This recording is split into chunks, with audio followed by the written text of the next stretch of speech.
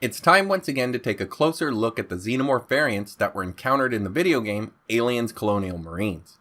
Whether you enjoy or dislike the game, or you just don't play video games at all, the new types of aliens that it introduced are great additions to the Aliens expanded universe. I've already covered the Raven, the Crusher, and the Spitters, so for today, let's jump in and examine the Boiler Xenomorphs.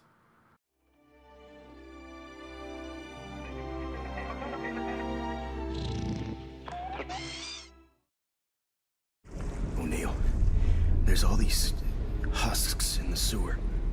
What kind of bugs are these? Damn it. You ran into those? There are some still alive down there, so move slowly, Winter. Near as I can tell, they're attracted to sound. But if one gets close, stand perfectly still until it goes away.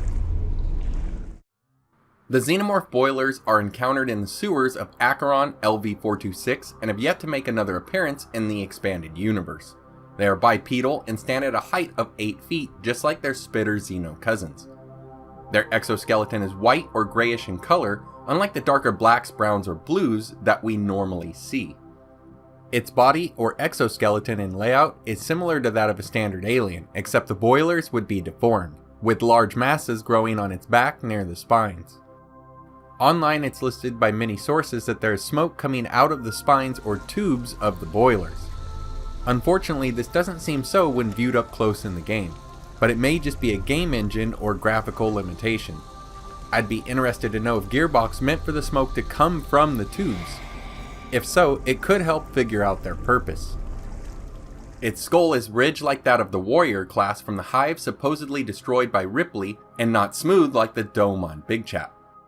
Like the Spitter aliens, the boilers would have yellow or green acid sacs on its head, but here they would be smaller and would appear on the body as well, whereas on the Spitter, beneath its ribcage glowed with the color of acid, yet there weren't any actual pouches here as they were only seen on its head. When moving through the sewers, the carcasses of boilers made it hard to distinguish between dead or living aliens that were simply immobile. And speaking of mobility, the boilers were severely hampered in relation to other Xenos. They can't attach to walls like other aliens and are very slow and deliberate in their movements, stumbling from place to place in between long periods of inactivity. They seem to go into some form of stasis or sleep mode, if you will. They'll sit in a position like seen here, and even the glowing sacs on them will dim in brightness. They mostly seem to use sound to navigate their surroundings, as Winter was able to survive his encounter with the boilers by moving slowly and quietly in the sewers. And when a boiler was awoken or already up and moving, simply standing still and quiet was enough to get them to move on and go back to sleep. Now the multiplayer version of the game does give them faster movements, but these are only present in the multiplayer and are likely there to make the Xeno playable with other classes. As for the abilities of the Boiler Xenomorph, beyond the fact that it can spit acid like the Spitter and Runner variants, their main offensive and defensive measure is a suicide attack where they burst apart by tearing off their own lower jaw, sending deadly acid everywhere. The origins of the new Xenomorph variants encountered on LV-426 during Aliens Colonial Marines are a bit cloudy. Gearbox Software offers up the possibility that the aliens have been mutated by radiation from the destruction of the atmosphere processing station at the climax of the film Aliens. Yet Mikey Newman, the game's writer, simply tells us that there is radiation left over from after the explosion. He leaves it to us to do as we will with this information. The other Xenos from the game that I've covered so far, the Raven, the Crusher, and that Spitter, all seem like they could just be standard variants or offshoots of Xenomorphs and not really something that's mutated. However, the boilers may be a different story. As you can see, they definitely qualify for an alien that could be mutated or infected somehow, as they don't seem vibrant and healthy like all the other Xeno variants encountered in the game and elsewhere. We have seen sick or unhealthy aliens before in the comic Aliens Labyrinth, where some kind of black mold had invaded a hive, but those weren't mutated, just sickened and killed off. We know that aliens can survive in space and are likely to be able to resist some amounts of radiation, but there has to be a point where the exposure becomes too great.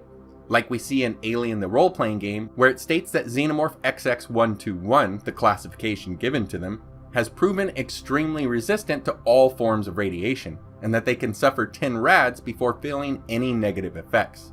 it is noted that the boilers have a much thinner or weaker armored exoskeleton, and this could be an ill effect of that radiation, which is likely also responsible for the tumorous growth on its back and other areas, along with a possible degradation to its nervous system. This could explain why it no longer hunts and captures prey for implantation, and why they have such short attention spans when spooked.